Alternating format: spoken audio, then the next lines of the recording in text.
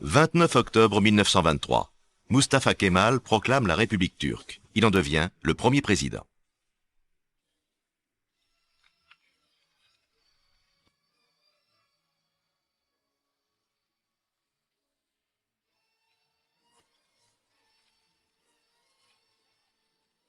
En 1918, l'Empire ottoman est l'un des grands vaincus de la Première Guerre mondiale.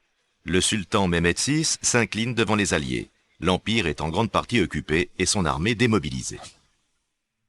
Mustafa Kemal refuse la suggestion de son pays aux grandes puissances.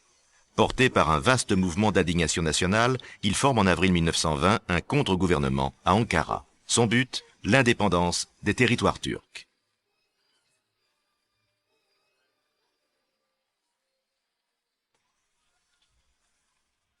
Le traité de Sèvres, signé en août 1920, discrédite un peu plus le sultan. L'Ancien Empire perd en Asie ses provinces arabes. À l'ouest, la Grèce annexe Smyrne, une partie de l'Anatolie et la Thrace orientale. Le reste du territoire est partagé en zones d'occupation ou déclaré indépendant. D'Ankara, Mustafa Kemal organise la reconquête armée du territoire turc, l'Arménie à l'est, la Cilicie au sud. Il repousse les Grecs, ses adversaires les plus acharnés, jusqu'à les contraindre d'évacuer Smyrne en septembre 1922.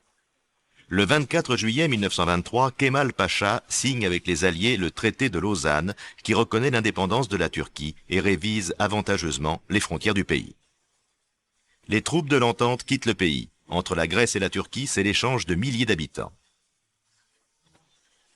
Le sultan déposé, Mustafa Kemal, devenu président de la République, engage de profondes réformes de modernisation et d'occidentalisation de la Turquie. Le califat est aboli, les écoles coraniques et les tribunaux religieux supprimés. L'alphabet latin succède dans les écoles à l'alphabet arabe. Avec Mustafa Kemal, sorte de despote éclairé qui se fait appeler Atatürk, le père des Turcs, la Turquie est passée d'une théocratie féodale à une république laïque.